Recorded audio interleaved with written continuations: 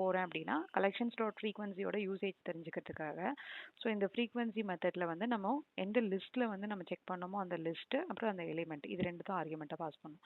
So இது use பண்ணி எப்படி நம்ம டூப்ளிகேட்ஸ் லிஸ்ட்டில் இருக்கிற டூப்ளிகேட் எலிமெண்ட்ஸை மட்டும் ஒரு லிஸ்ட்டாக கலெக்ட் பண்ணலாங்கிறத பார்க்கலாம்.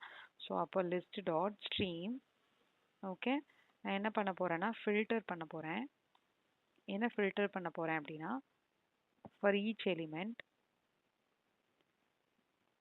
collections dot frequency எந்த லிஸ்ட்டோ அந்த லிஸ்ட்டு அதுக்கப்புறம் அந்த எலிமெண்ட். ஓகே ஸோ இது என்ன ரிட்டர்ன் பண்ணுது பாருங்கள், ஒரு நம்பர் தான் ரிட்டர்ன் ஆகுது. கலெக்ஷன்ஸ் டாட் ஃப்ரீக்வன்சியில் எனக்கு நம்பர்ஸ் ரிட்டர்ன் ஆகுது. நம்மளுக்கு இதில் எந்த எலிமெண்ட்ஸை மட்டும் ஃபில்டர் அவுட் பண்ணும், எனக்கு எதோட வேல்யூவெல்லாம் வந்து கிரேட்டர் தேன் 1 இருக்கோ அதை மட்டும் ஃபில்டர் அவுட் பண்ணும். ஸோ அதனால் கிரேட்டர் தேன் 1 ஸோ அதை மட்டும் நான் ஃபில்டர் பண்ணுறேன். டாட் ஃபில்டர் அதுக்கப்புறம் லாஸ்ட்டாக வந்து கலெக்ட் பண்ணுறேன். ஸோ கலெக்ட் பண்ணும்போது எனக்கு இப்போ வந்து கலெக்டர்ஸ் டாட் டூ லிஸ்ட் கொடுத்தா எப்படி ஆகுதுன்னு பார்க்கலாம்.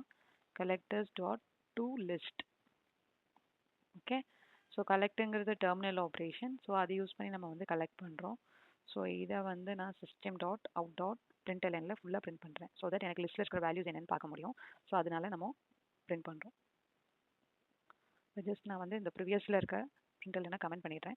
ஸோ இதை மட்டும் நம்ம ரன் பண்ணி பார்க்கலாம். இப்போ பார்த்தீங்கன்னா 2 3 2 3 ஸோ இது மட்டும் தான் எனக்கு டூப்ளிகேட்ஸ் இருக்குது. ஸோ அதனால் எனக்கு அது மட்டும் ஃபில்டர் ஆகிருக்கு. மிச்ச எலிமெண்ட்ஸ் எதுவுமே கலெக்ட் ஆகல. பட் ஆனால் லிஸ்ட்டில் நம்ம கலெக்ட் பண்ணியிருக்கனால எனக்கு திரும்பவும் டூப்ளிகேட்ஸ் வந்திருக்கு. ஸோ இந்த கலெக்டர்ஸ் டாட் டூ லிஸ்ட்க்கு பதிலாக டூ செட் யூஸ் பண்ணிங்க அப்படின்னா எனக்கு டூப்ளிகேட்ஸ் இதில் இருக்கிறது ரிமூவ் ஆகி வெறும் இதில் இருக்கிற டூப்ளிகேட் எலிமெண்ட்ஸ் மட்டும் எனக்கு பிரிண்ட் ஆகும். ஸோ